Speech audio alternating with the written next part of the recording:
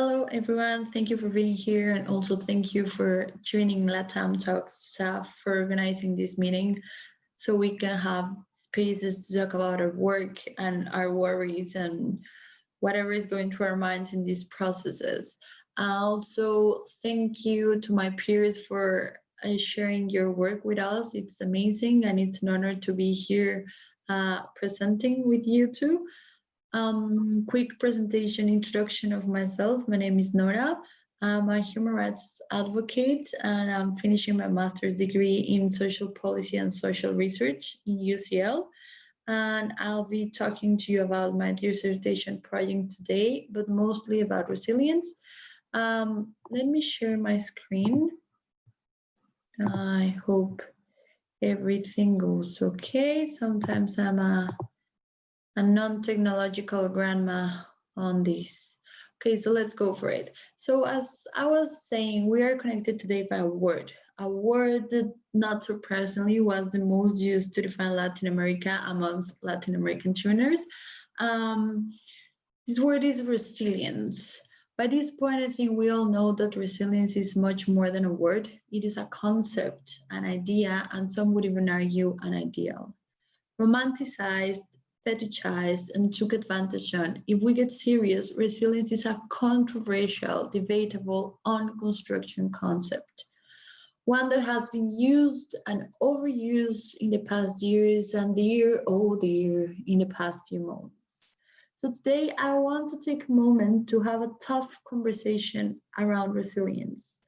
To do so, I will briefly walk you through my dissertation project journey, both on the academic and the personal level, but mostly I will be challenging many ideas that oppression systems have tattooed on our minds without our consents. I will probably make you uncomfortable. For that, you are welcome. In the past years, two parallel phenomena have been arising with equal veracity.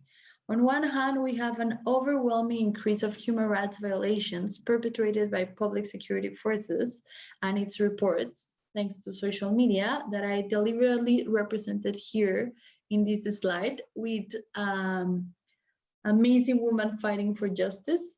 And on the other hand, we have a sort of awakening regarding the importance of social-emotional skills, self-care, and self-love for individual and collective mental health or physical well-being. At first glance, these two worlds seem to be completely unrelated. Perhaps until recently, they have been. So what pushed me to explore the gap between these two apparently disconnected worlds? Well, I am extremely active in both worlds.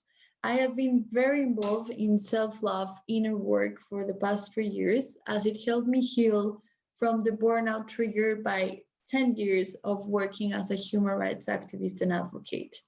Hence, I have constantly fantasized about a crossover between these worlds, but to be honest, I didn't dare to go deeper on this idea, or let alone speak about it. I was too afraid to being laughed at, judged, shamed. You know how it goes. However, coming more and more out of the self-love activism closet, which also meant coming out of other closets.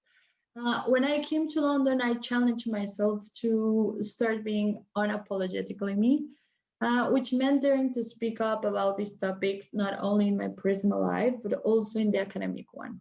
It was very scary. Thankfully, I discovered my ideas resonated with some of my peers and even professors. So I wrote a dissertation proposal on it, and to my surprise, it was very well received. However, I was still a bit doubtful about going for it, but two events pushed me to go forward despite anything. One, the pandemic, which of course made me go deeper into the importance of inner work and emotional intelligence and emotional regulation, and Black Lives Matter movement, which pushed me towards finding new ways to tackle police brutality, no matter what it took. So here is the idea unravel. We have done lots of things to try to tackle police brutality. footnote here, when I use the term police brutality, I include all type of violence perpetrated by all types of security forces. Okay, so we have protested, oh girl, we have protested for centuries. We have done it peacefully, even with glitter. We have done it through art, amazing art, painful art. We have done it through monuments, which another footnote, this was created by a Mexican Chevening of the last cohort called Sergio Beltran, you probably know him. And we have also intervened in monuments. And of course, we haven't stopped there. As my beloved character Olivia Pope would say, we have also gladiated in a suit, which means we have researched, advocated, litigated, and intervened in all sorts of ways. We still do. We do everything we can throughout all the spectrum, which goes from those people defending militarization on any other sort of more security model to defending abolition models. By this point, I hope you already know where I'm standing. We have resisted, we have negotiated, we have litigated, we have pushed for reforms, even sort of infiltrating inside. We have educated police officers and public officials on human rights and gender mainstreaming and so on. And when I say we, I mean I have walked all these paths, of course, never alone. In this work, we had lost hundreds of times. We had also won some battles, but truth be told, we are far, far from winning this tug of war. So in an act of despair, I would love to say it was an enlightenment or profound consciousness, but it was pure desperation, which footnote, it's part of the resilience process too. So I thought about a different approach. Why not? And I want to be very, very clear on this. My idea is not to replace, but to add on the hundreds of efforts that amazing people do to tackle police brutality every day. I firmly believe such efforts need to continue and even increase. Actually, my idea comes from a harm reduction thinking. I don't know if everyone is familiar with the concept, so I will briefly explain. Harm reduction strategies emerged in the 80s from grassroots organizations as a human rights approach to deal with drug-related problems. They advocate for the use of health strategies rather than security interventions, with the premise that people will inevitably use drugs. It was born from the drug grassroots organizations. So the idea was that people will inevitably use drugs, and instead of punishing them, we need to reduce the individual and social costs of that use. So now, I will not argue that police brutality is overall inevitable, because that would be devastating. But what I do believe is that while the current oppression systems prevail, we need to understand that this sort of human rights violation will happen. And we need to stay creative in the development of new strategies to prevent and reduce the individual and social costs that they cause. So I thought we might as well use the new cool tool on the block, the new cool tool that CEOs, very successful CEOs, are so fond of now, that's emotional intelligence. So how do we do it? In addition of every activist using emotional intelligence, self-care, and radical self-love tools as a necessity to keep us healthy during the fight. Please, if you don't do it, do it now. You are very allowed to take care of yourself and be an activist at the same time. But going back to police brutality, this is my hypothesis and how emotional intelligence can help us reduce the harm on police brutality. So the current cycle goes like this. Security forces capacitation programs and training programs intentionally deprecate vulnerability and emotion feeling of the police officers. Why? Based on patriarchal ideas. It's not manly enough for the job. So apparently we need to create these humans or these non-humans with non-emotions to do this job. Furthermore, despite research confirming that this is one of the most stressful professions because it requires of these people to maintain a constant state of alert, police officers are not provided with any tool whatsoever or mechanism to foster mental health and emotional well-being, not even when they are faced with trauma.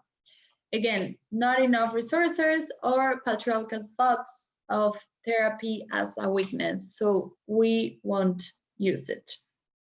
On top of it, police officers tend to have poor work conditions in a job for which this is important. Actually, these numbers are from Mexico, but actually only 2% of police officers in Mexico report that they had a call for undertaking this job.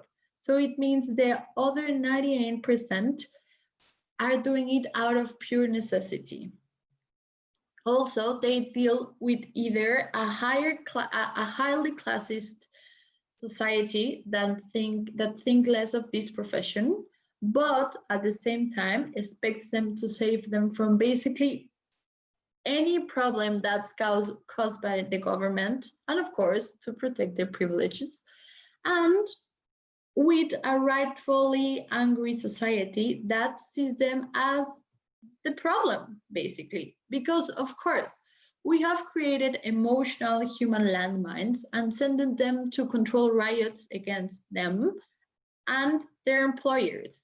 So intentionally and or unintentionally, they will use violence as the only mechanism to cope with any emotion they feel both in their houses and in their jobs. So sooner than later, they are transformed into the arm wing of oppression. Now, it is imperative to clarify that by suggesting a connection between poor socio-emotional skills and poor working conditions and the increase of police brutality, I am not trying by any means to justify said violations, nor imply in any way that the perpetrators of such should not be held fully accountable and lawfully persecuted. Neither is my intention to divert nor replace the discourse that rightly points out to conscious or unconscious bias as one of the drivers behind police brutality.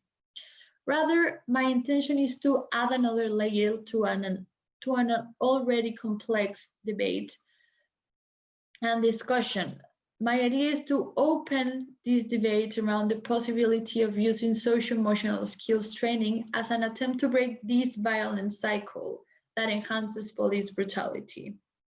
Now, I am going to stop myself here because despite the urge to keep telling you all about the methodology I chose, the history behind emotional intelligence, the neuroscience of emotions, the connection between unsolved emotions and violence, and basically throwing you all my data collection that hopefully you will see published someday, I rather take the space to talk about some insights that emerged during my personal and academic journey with the research that I believe can be more useful for today's talk.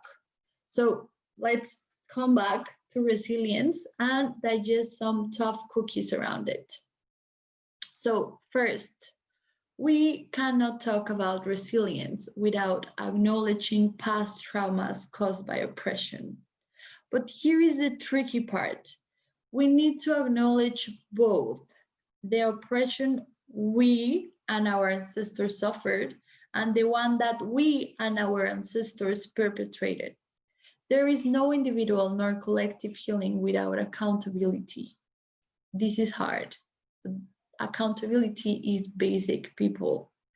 Number two, resilience does not mean emotional constipation. Quite the opposite.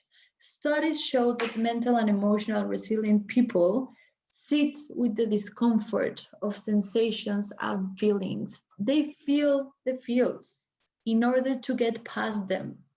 On the other hand, non-resilient people usually distract from, avoid, and numb any emotions. So you have to feel. We have to do this. Now, sitting with your emotions does not mean letting people walk all over you because you know how to cope. No, resilience does not mean submission, nor a free pass for exploitation, nor putting up with unnecessary suffering and toxicity in your life. Resilience does mean discomfort, though. It means messiness, emotional roller coasters, poor decision making, facing horrible monsters, and making lots of mistakes. But it also means laughter, self-care, joy, and celebrating victories. Resilience means healing over and over again. Now, resilience is a community project. Don't misunderstand me. It's your healing. It's your responsibility. You are on your own on that. I cannot heal for you. I wish I could, but I can't. But you don't have to do it alone. You can walk the talk with a community. In this case, with a Chevening community. We are here to help you. And finally, I want to end up with this thought. Yes, yes, oppressors should really be thankful for our resilience. Because if it wasn't because we are indeed resilient, we could be looking for revenge and not just for equality. So maybe, if they learn a bit about practicing resilience instead of taking advantage of our resilience and romanticizing how resilient we have been forced to become in order to survive, we could actually start creating a better world. Thank you. If you have any questions, please let me know in a comment here. Bye.